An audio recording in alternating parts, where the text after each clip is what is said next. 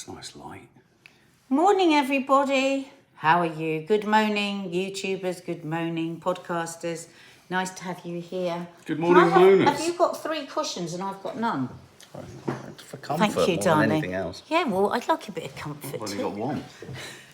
Morning, everybody. Welcome, welcome, welcome. Lovely to see you all. I don't know what it's like where you are, but it's beautiful and sunny here, which, as any of our regular viewers and listeners will know, is a nightmare for me because I still haven't cleaned the windows. It's so cold. Since the summer. It's so cold. It's freezing out. It's -3. What is it where you are? Come on, hit us with the scores on the doors. How cold is it where you are? Now, I thought we were getting snow. They're guaranteed snow tomorrow, but apparently now it's not coming.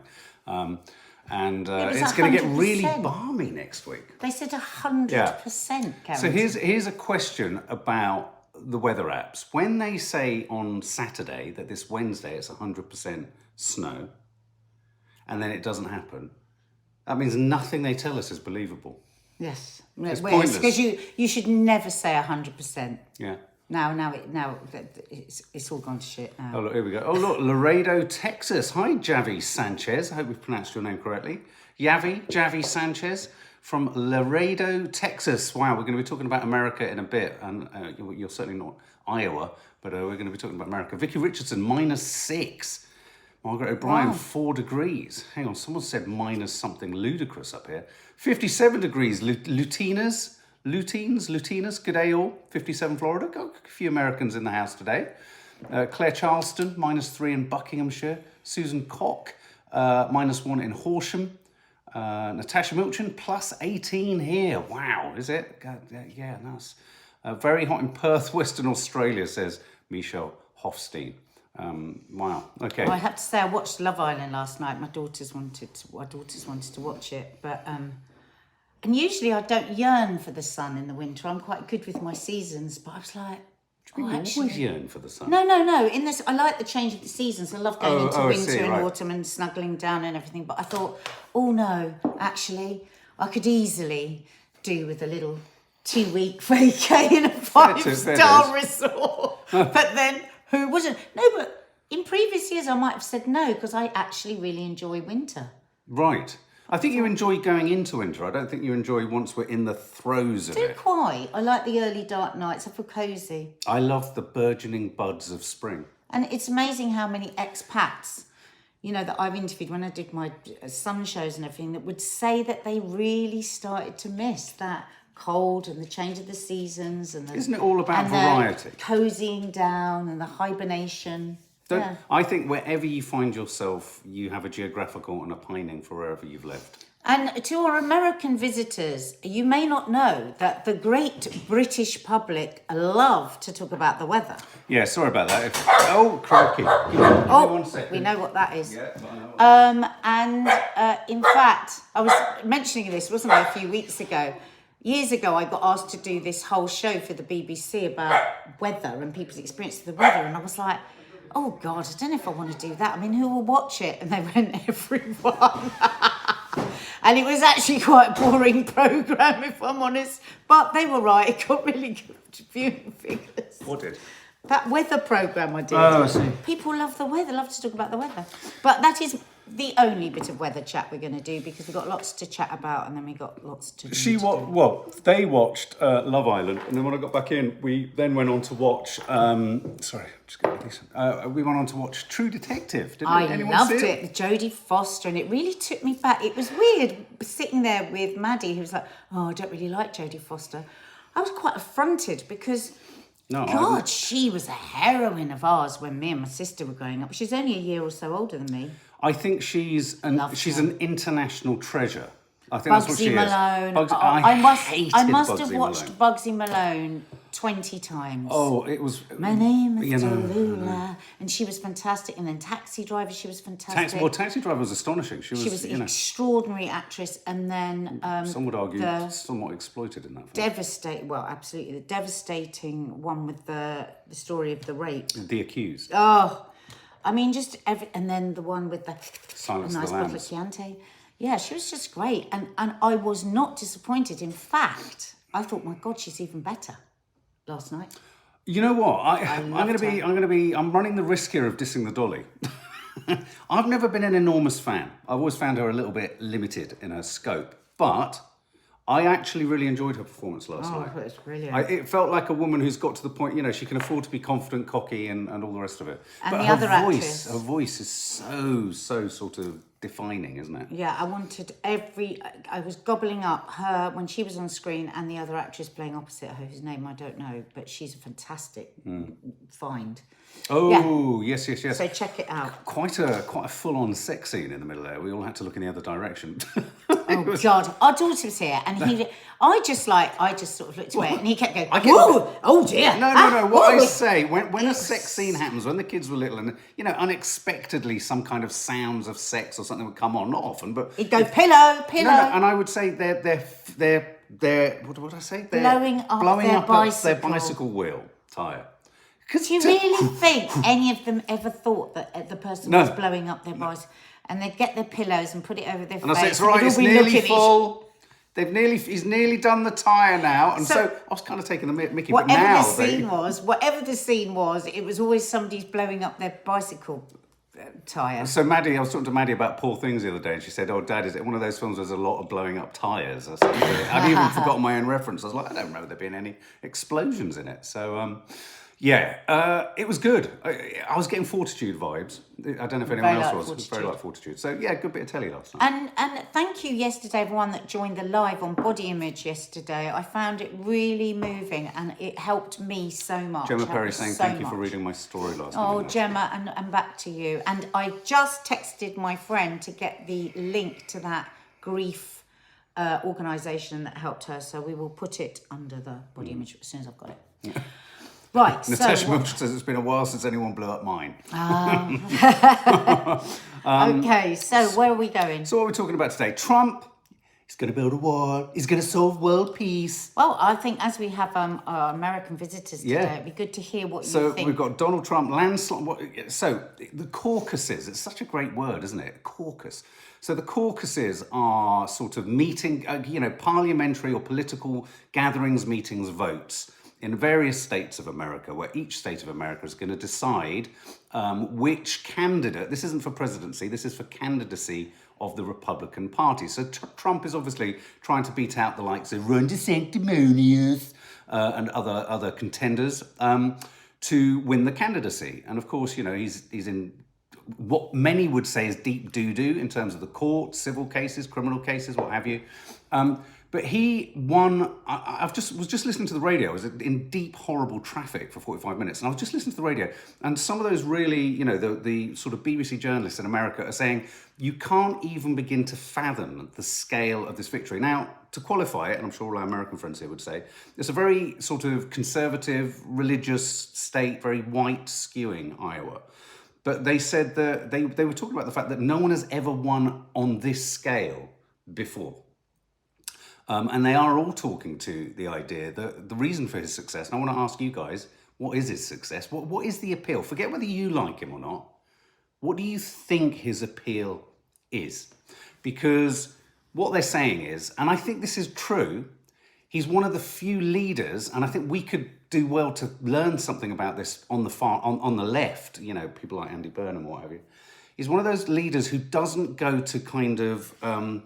what they called, where you have sort of focus groups. He doesn't do his policy making or his thinking or even his strategizing, if there is such a thing as strategizing, trying to work out what he thinks the audience wants. He's appealing to, whether you think he is blue collar or not, a blue collar American kind of shtick.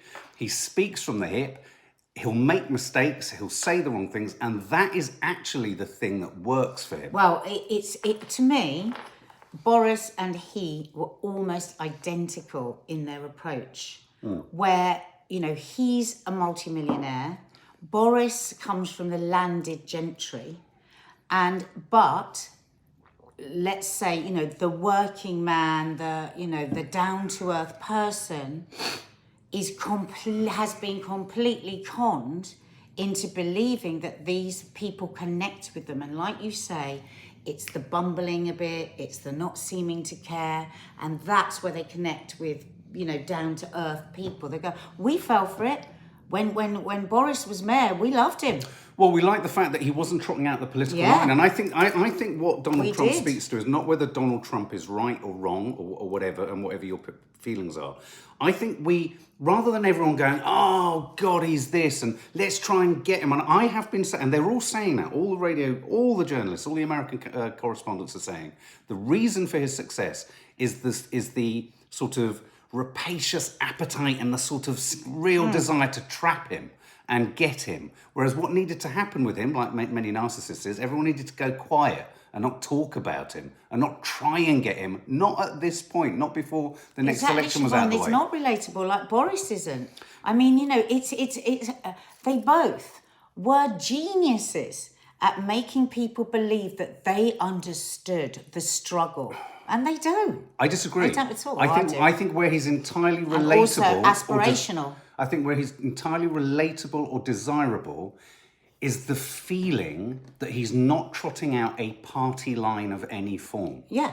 And what our problem here is... I think we're saying the same thing. Yeah, and our problem here is, and it's a real problem for the Labour Party, because the only way the Labour Party are going to, win the election... All our Labour parties ever do in this country to win the election is become the left-wing aspect of the Conservative Party. They step closer towards the Conservatives. They give us no alternative. It's just a softening. I'm politically homeless. I don't know where to go. So, I called this ages ago. I've always said he's going to, and I don't think, loads of people have, but it's just like, don't chase him so hard. If you chase him this hard, you're going to drive people to him. Of course. And the entire democratic world, the stupidity of the Nancy Pelosi's and the Bidens and all that lot who have just gone, right, run at him.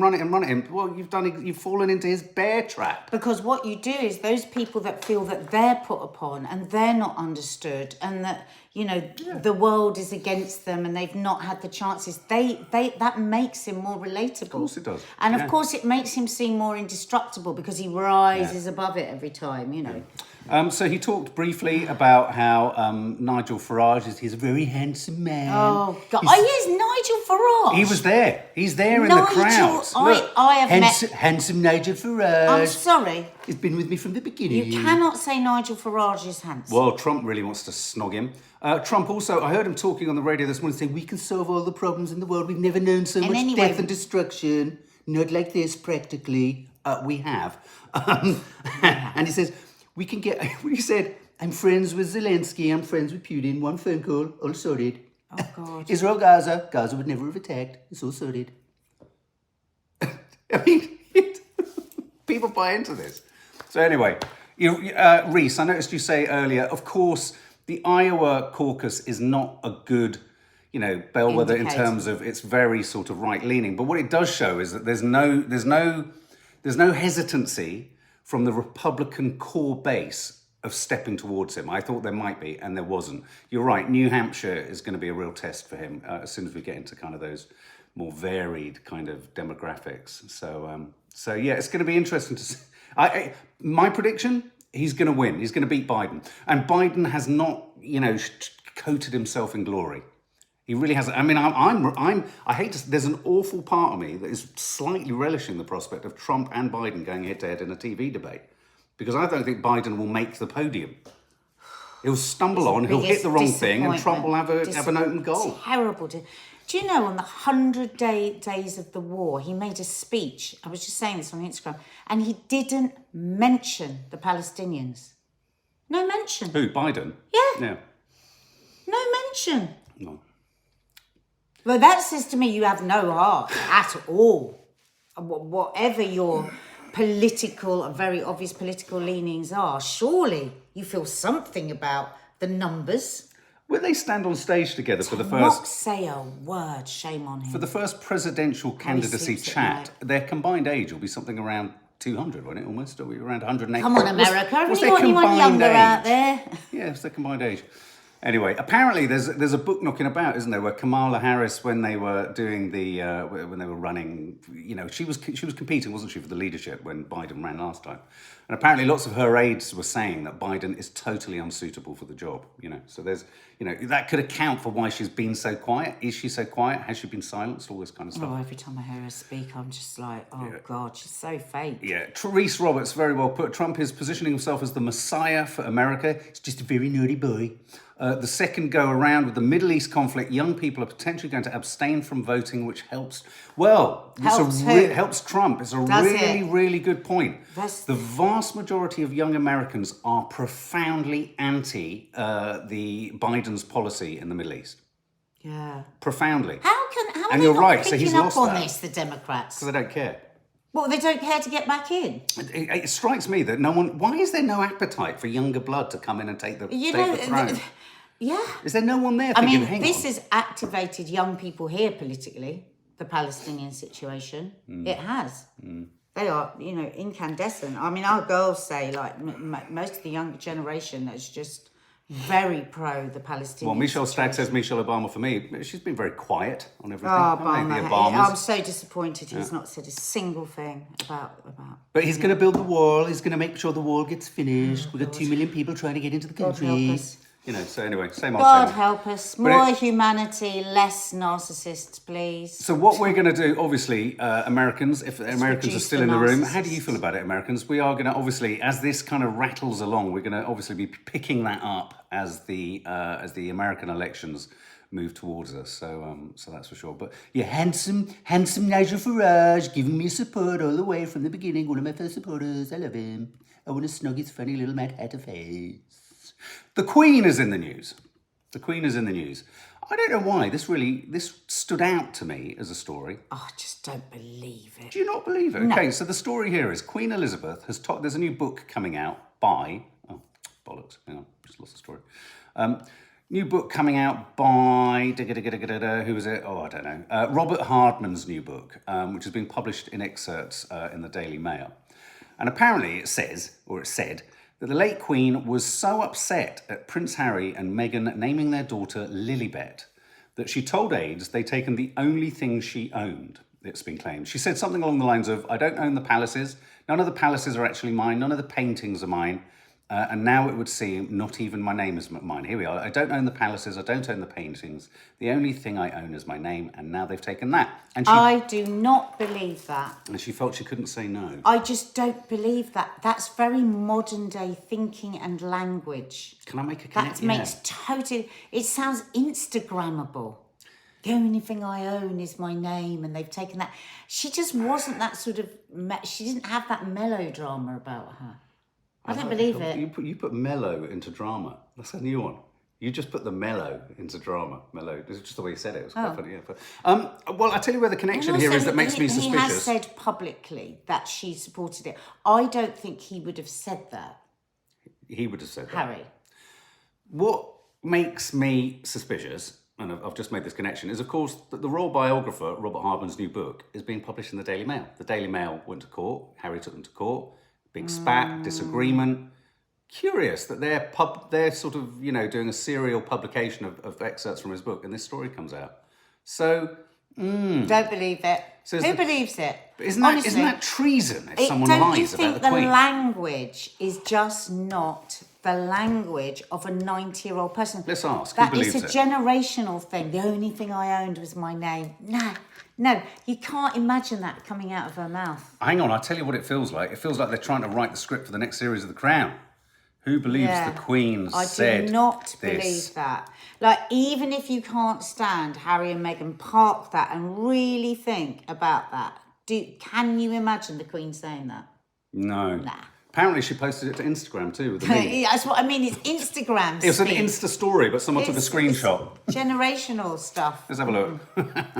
I don't believe it, says Denise, Drumm and Moran. I do think it's a bit strange that that it's the Mail. I can't imagine it. Don't believe it, says Elliot. Hi Elliot, hope you're well. Easy to say now she's no longer with us. Yeah. It's not her way. It's abusive, because what they're trying to make out there, that she was abused by these people. Well, she is dead, and you are writing things that cannot be confirmed or denied. So you too, sir, who's writing the book, is doing exactly the same thing. He who hath not sinned, cast the first stone.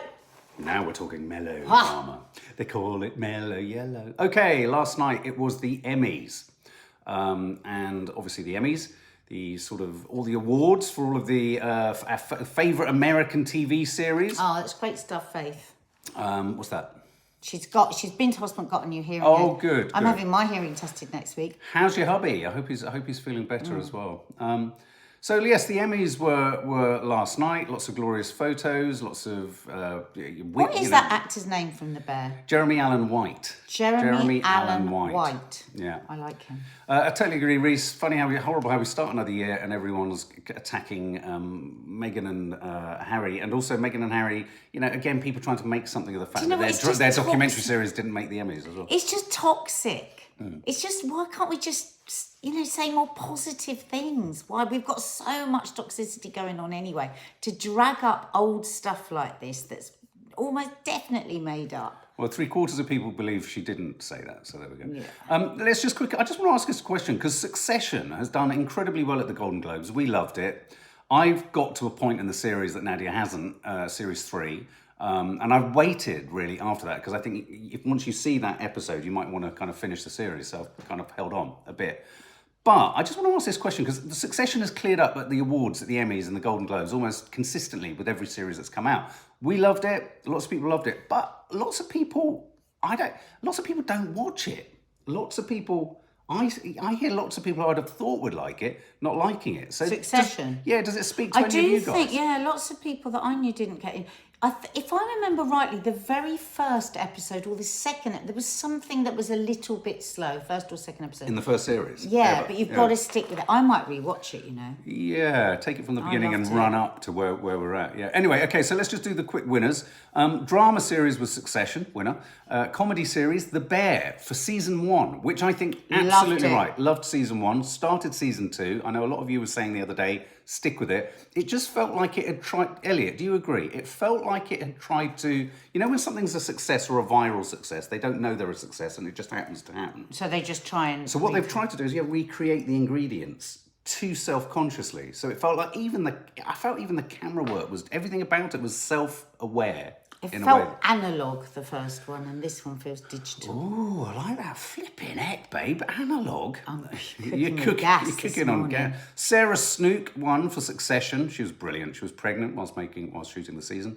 Kieran Culkin won as well. So lots of winners. Beef won for limited anthology series on Netflix. Wonderful, wonderful series. Do you know what? Because I started to watch the third series, and as things happened, we lost it, but I wish I'd known she was pregnant, because I spent the first few episodes just coming in and out of my head going, wow, she does look so much bigger, and then having a go at myself and saying, but this is what we like. We like women of different, and it just kept coming into my, that brainwashing. And I said, wow, this is just, she's looking, and it just kept, it kept interrupting, and I was, but what was the worst bit was me being so angry with myself, because I was going, let go. But she was actually pregnant. Just a couple of comments here. I just want to read out. Zoe Agnew, The Bear, season 2, episode 6, one of the best episodes of TV I've ever seen. I hear you on that. So right, we're going to push through. We'll push through. Elliot Gonzalez, The Bear. It was dialed up, but I still enjoyed it and thought the performances were phenomenal. But with the guest stars, they knew it would generate talkability and virality. Reese, they have said with The Bear season 3, they're going to go back to the claustrophobic inner kitchen feel. Oh, good. That's good. That's what I loved, and those close-ups of the food and everything. It was just brilliant. So Beef did really well. Stephen Yeun, which I'm delighted about. Lots of fans of The Walking Dead. His moment in the sun has arrived, which is great. Ali Wong won for Beef as well. Elton John won for Best Variety Special Live, which was quite something. Directing, Succession. Beef won for writing. Writing again, Succession. So yeah, it was a good night for Beef, Succession, and The Bear, basically. But one of the more emotional moments, I think, was Christina Applegate. Oh, I love this one. Who obviously was diagnosed with MS. She was presenting, I think, the award for Best Supporting Actress, was she, in a comedy? She made an emotional return as she stood on stage and she was handing out one of the awards, and she jokingly said, "You're totally shaming me with disability by standing up," because she got a standing ovation. "Body not by Ozempic," she said. and told the audience we don't have to applaud every time I do something. It must be hard. I love her. Yeah. I think people are applauding her because they love her. Yeah. She mustn't think it is because of her disability. Dead to Me is just, if you really want to treat, I think Dead to Me is such a fabulous series. So good. Yeah, really, really good. Other moments, we didn't watch it, but Kieran Culkin apparently surprised his wife by asking for more kids during his acceptance speech. I do love Kieran Culkin. He's quite something, isn't he? A damn fine actor. We watched at Christmas, Home Alone 1.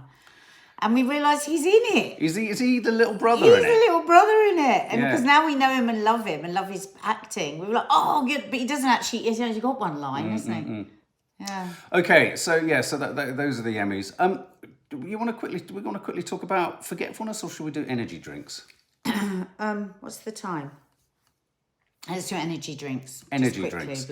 Okay, so there's a story here. Energy drinks linked to depression, ADHD, and risky behaviours among children. New study shows.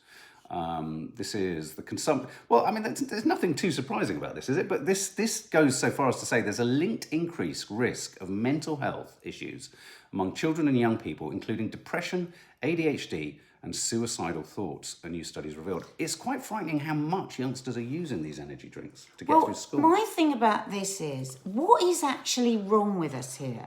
We know this, and we know that vaping is literally, in the future, we have got some serious problems coming down the line with kids vaping. We know that. Doctors are, I hear all the time, really begging for them to stop being sold. And do like other countries where you have to go into a pharmacy with a prescription and you get your vape. Some of the stories that we hear from our kids on the amount that kids are vaping, honestly, you've got no idea. It is literally petrifying. And how long have we been hearing about these energy drinks? I mean, teachers have begged for the end to the sale of these, because they can literally tell when a child, they know at lunchtime they've gone and had, I don't know, 2 Red Bulls or whatever, come back in the afternoon, they're climbing the walls, making it impossible. You know, I remember, my daughter said, you'll see so many kids on the train in the morning, the bus, drinking these energy drinks. Now, I believe that some of these are banned in America because they're so bad for you.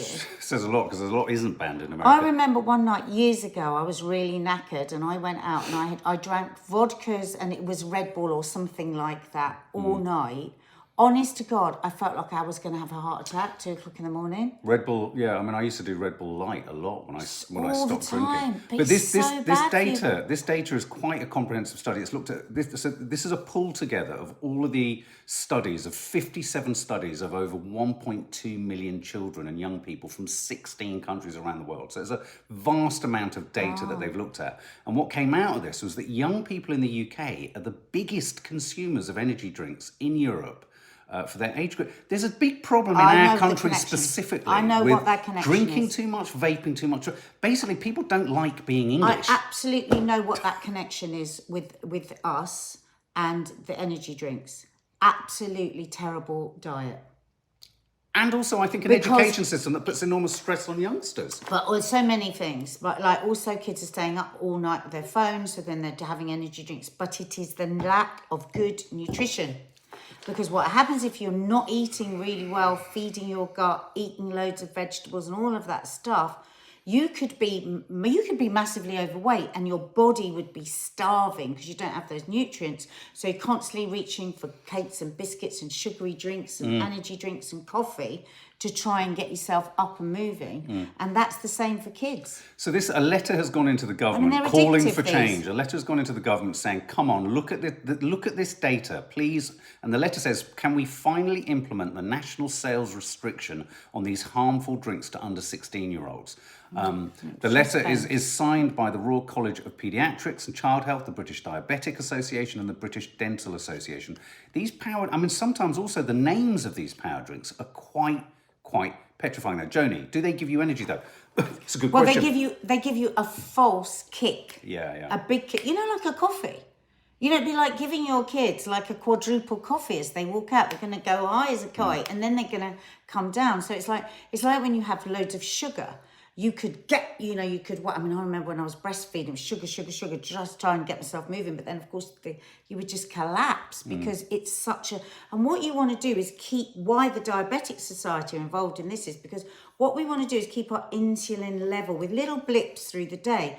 But if you're having sugar and caffeine and your insulin is going like this, it is so bad for you. It's so bad for you. Am I right in thinking that even light energy drinks send the wrong signal to the diabetic? Is it better that they don't have sugar if they're sugar-free? There is something complicated about that, but I can't remember what it is. I don't know what it is. But, you know, I mean, I know you're supposed to be 18 for vapes and all of this. Apparently you have to be 16 for certain energy drinks. But nobody listens to that. Nobody listens to that. Shop owners, I mean, to be fair, I listened to a really brave and honest shop owner the other day. He goes, if I don't sell them, I go under. Because everything else that Link sells when somebody comes in to buy that, they go to a different shop. Yeah, look, and he goes, I literally can't afford not to sell them. Edward Bevington, you're right. Taurine is the ingredient of like Red Bull and stuff that is horrible. toxic at high levels. I think that isn't taurine the ingredient that isn't allowed in America. I think it is. Yes, it's the taurine. That's right. Yeah.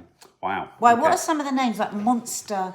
Well, the weird thing about them is there are so many sort of, you know, the obvious ones, Monster, Red Bull, etc. But then there are so many other weird ones, aren't there? Just in incredibly colourful cans. But Target, you know, Monsters, is that or is that not? I feel, in my opinion, that is targeting children, just like bubblegum flavoured vapes are.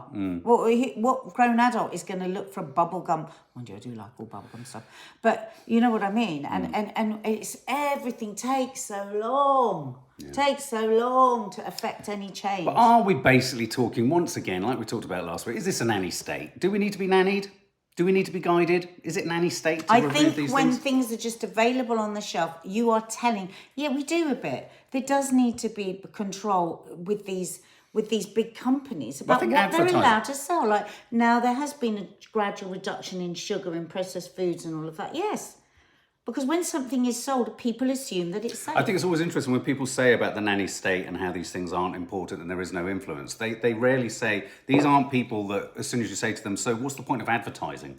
What are they disputing that advertising doesn't work? This is protecting children. This is protecting children, which is a very different thing. Okay. Well, there we go, guys. We've done the Trump landslide, the emotional Emmys. We didn't do forgetfulness because we forgot about it. We decided not to. I want to do that more in more depth. Yeah, absolutely. Because I've actually been putting some of those things into practice. Oh, good. Okay, well, we'll do that. Yeah. Okay, guys, look, have a lovely day. As ever, content will be landing. And, stay warm.